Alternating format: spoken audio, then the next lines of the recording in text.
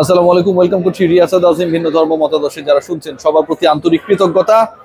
শন Tait, উমার গুল, Allen Donald, বাংলাদেশের pace bowling ইউনিটে এই তিনটা নাম এই মুহূর্তে দারুণ প্রবলভাবে আলোচিত হচ্ছে। এখন এই তিনজনের যে কেউ একজন যদি পেসারদের দায়িত্ব নেন, তাসকিন, মুস্তাফিজ, শরীফুল, নাহিদ রানাদের দায়িত্ব নেন, কোনো ধরনের বিতর্ক থাকার কথা না। সবগুলোই বড় নাম, সবগুলোই সাকসেসফুল নেমস। কিন্তু বিতর্কটা হচ্ছে কেন? বিতর্কের কারণটা কোথায়? বিতর্কের উপজীব্য কোথায়? সেই জায়গাটায় যদি আমরা ফোকাস করতে চাই, কারণটা যে জায়গায় গিয়ে থাকে সেটা হচ্ছে এই তিনজনের মধ্যে সবচেয়ে যিনি সিনিয়র মোস্ট, অ্যালেন ডোনাল্ড, তার নাম যখন আসছে তখন অধিকাংশের মতটাই হচ্ছে শন টেইট এন্ড উমার গুল না, Allen Donald should be the next pace bowling coach of Bangladesh national pace league. এই যখন আলোচনা, ঠিক তখন নতুন করে আলোচনা মোড় নিচ্ছে।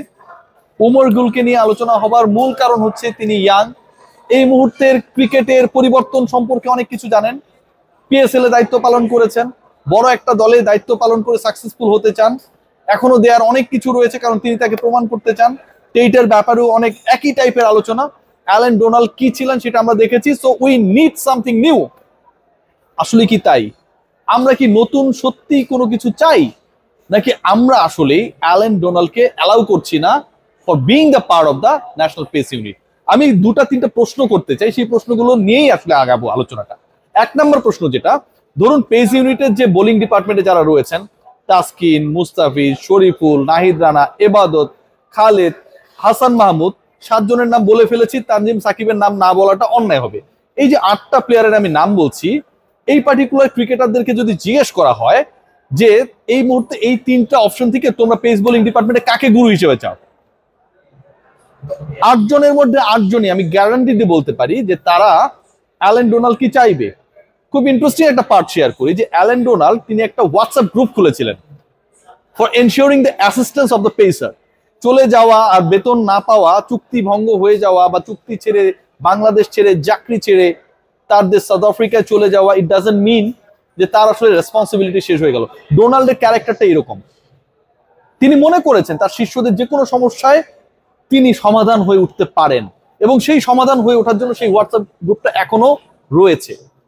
প্রত্যেকটা পেসারকে এখন ডিপিএল চলছে না, জিজ্ঞেস করবেন, জিজ্ঞেস করা যদি হয় যে এখনো কি আপনারা ওখানটা অ্যাক্টিভ, এখনো কি ডোনাল্ড পরামর্শ দেন, সবাই এক বাক্যে বলবে ইয়াস ইট ইজ। সো যেই পার্টিকুলার কোচ এখনো কন্ট্রিবিউট করছে without having any Penney, any single Penney from Bangladesh cricket board, বাংলাদেশের সবচেয়ে লাক্সারির পার্ট যেটা ক্রিকেট দলের, সেটা হচ্ছে পেস বোলিং ইউনিট। ইনজুরিতে যে খুশি পড়ুক, কোনো টেনশন থাকে না ভাই। মুস্তাফিজ নেই, কোনো টেনশন নেই, শরীফুল আছে তো আমার বাঁ হাতি। তাসকিনের ইনজুরি হচ্ছে, হাসান মাহমুদ খেলে দিচ্ছে, গতির প্রয়োজন, নাহিদ রানা আছে। এই যে ঘটনাটা, এই যে লাক্সারির জায়গাটা, এই লাক্সারিটা বাংলাদেশ তো পেয়েছেই হচ্ছে অ্যালেন ডোনাল্ডের সময়। এবং এখনো এই পার্টিকুলার ক্রিকেটারদেরকে বুস্ট আপ করার ক্ষেত্রে, এই পার্টিকুলার ক্রিকেটারদেরকে গ্রো আপ করার ক্ষেত্রে, টেকনিক্যালি তাদেরকে সাউন্ড রাখার ক্ষেত্রে Allen Donald, despite being is not the part of the national cricket side formally, doing everything. এখন আপনি এই লোকটাকে কোচ বানাবেন যার সাথে আপনার পেস বোলিং ইউনিটে যারা রয়েছে তারা এখনো ইনভলভ, চাকরি ছেড়ে যাবার পরে ইনভলভ, নাকি যাদের সাথে কোনো ধরনের ইন্টারেকশন নাই তাদের বানাবেন? 1 নাম্বার প্রশ্ন। 2 নাম্বার প্রশ্ন, আমরা কি প্রুভেন কাউকে চাই কিনা যিনি বাংলাদেশের ওই পার্টিকুলার ডিপার্টমেন্টে কাজ করে সাকসেসফুল, নাকি আমরা এক্সপেরিমেন্ট করতে চাই?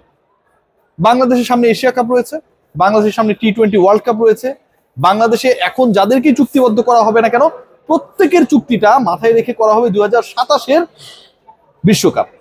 এবং 2027-এর বিশ্বকাপটা হবে কোথায়? পয়েন্টে আসুন। এক্সপেরিমেন্ট করার সুযোগটা আমাদের নেই কেন আমি বলছি। 27 বিশ্বকাপ হবে জিম্বাবুয়ে, নামিবিয়া, সাউথ আফ্রিকায়। যেই কন্ডিশনে হবে সেখানকার বস হচ্ছেন অ্যালেন ডোনাল্ড। সাউথ আফ্রিকায় যখন 27 ওয়ার্ল্ড কাপ হবে, বাংলাদেশের মেজরিটি ম্যাচেস গুলো যখন হবে অ্যালেন ডোনাল্ডের দেশে, তখন আমি কি শন টেইট কিংবা পাকিস্তানের গুলের উপর নির্ভরশীল হব, নাকি আমি আমার স্ট্রেংথের জায়গা, পেস বোলিং ডিপার্টমেন্টের জায়গাটাকে এমন ভাবে কাজে লাগানোর চেষ্টা করব যেখানটার একজন বস রয়েছেন এবং তিনি ওই দেশেই গ্রো আপ, ওখানকার সিচুয়েশন, কন্ডিশন, উইকেটের নেচার, সাকসেসফুল হবার টটকা সবকিছুই জানেন। ডেফিনেটলি আমি এক্সপেরিয়েন্স প্রুভেন কাউকেই নেব rather than anyone who is from any other country who could be a bigger name than Alan Donald. কিন্তু তিনি আমার এখানটায় আসবেনই হচ্ছে অনেকটা এক্সপেরিমেন্টের জন্য, হাইপোথিসিস দাঁড় করে গুল আসলে বাংলাদেশকে ফাটিয়ে ফেলা যাবে এই চিন্তা করে কি আমরা নিব কাউকে, নাকি যেখানটায় ওয়ার্ল্ড কাপটা হবে এবং ওইখানকার কেউ প্রিভিয়াসলি কাজ করে সাকসেসফুল হয়েছে, ওইখানকার সেই সাকসেসফুল কোচের সাথে এখনো রিলেশনশিপের জায়গায় বাংলাদেশ ক্রিকেট দলের পেস ইউনিটের বোলাররা ইনভলভ, তাকে নেব।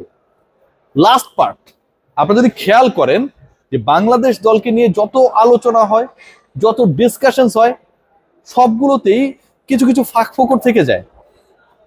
অ্যালেন ডোনাল্ডকে যদি আমি পেস বোলিং ডিপার্টমেন্টের চিফ কোচ হিসেবে নিয়ে আসি, আমরা ফরম্যাট চেঞ্জ করতেই পারি। গুল বা টেটকে যদি আমার এত তাদের প্রতি ভালোবাসা থাকে, ডোনাল্ডের আন্ডারে অ্যাসিস্ট্যান্ট পেস বোলিং কোচ হিসেবে নিয়ে আসলাম, সমস্যাটা কোথায়? বাংলাদেশ পেস ডিপার্টমেন্টে, বাংলাদেশ ক্রিকেট বোর্ডে তো টাকা পয়সার অভাব নাই। ওমর গুলকেও যদি আমার আনতে হয়, শন টেটকে যদি আনতে হয়, বা দুজনে একজনকে যদি আনতে হয়, আমি ডোনাল্ডকে বস হিসেবে রেখে, ফাদার ফিগার হিসেবে রেখে বাকিদের কেন আমি এখানটা ইনভলভ করতে পারি না? আমি যাকে চুজ করছি তাকে অ্যাসিস্ট্যান্ট পেস বোলিং কোচ হিসেবে এনে অ্যালেন ডোনাল্ডকে তাদের বস, তাদের ফাদার ফিগার হিসেবে আনতে পারি কিনা? কি ব্লেন্ডিংটা একবার হবে ভাবুন। আধুনিক ক্রিকেটের কথা বলছি, ফ্র্যাঞ্চাইজি ক্রিকেটের কথা বলছি, সাকসেসফুল হবার কথা বলছি, চ্যালেঞ্জের কথা বলছি, সেই জায়গায় টেইড এবং গুল, দে আর দ্যাট ক্যারেক্টার। আবার আস্থার জায়গা, ভরসার জায়গা, আত্মবিশ্বাসের জায়গার কথা যদি আমরা বলি, অ্যালেন ডোনাল্ড সেখানটায় রয়েছেন। অপশনস কিন্তু সেখানটায় রয়েছে। Now we have to pick and choose, আমরা কি করব। Bangladesh cricket board, please, Hathuru সিংকে আপনারা নিয়ে এসেছিলেন, তিনি পপুলার ছিলেন না, তার ব্যাপারে ক্রিকেটারদের ক্রিকেট বোর্ডের অভিযোগ ছিল, তারপর আপনারা হাতুরু সিংকে নিয়ে এসেছিলেন। অথচ যেই কোচ সাকসেসফুল, তার ব্যাপারে ক্রিকেটারদের অগাধ বিশ্বাস আস্থা রয়েছে, এখনো বিনা পয়সায় ক্রিকেটারদের শেখান। অলওয়েজ বাংলাদেশের সাকসেসফুল হলেই তার সোশ্যাল হ্যান্ডেলে তিনি পোস্ট করেন, অ্যালেন ডোনাল্ড দ্যাট ক্যারেক্টার, তাকে আপনারা কেন চুজ করবেন না? নিশ্চয়ই চুজ করা উচিত। আমি জানি না শেষ পর্যন্ত কি হবে, বাট আমি মনে করি Allen Donald should be the main coach of pace bowling unit. যদি অন্য কাউকে আনতে হয় তার আন্ডারে নিয়ে আসেন, এটাতে কন্টেন্ট বা ওমর গুল কেউ মাইন্ড করবে না, বিসিবি আপনারও মাইন্ড করার কিছু নেই। সবাই ভালো থাকবেন, টেক গ্রেট কেয়ার।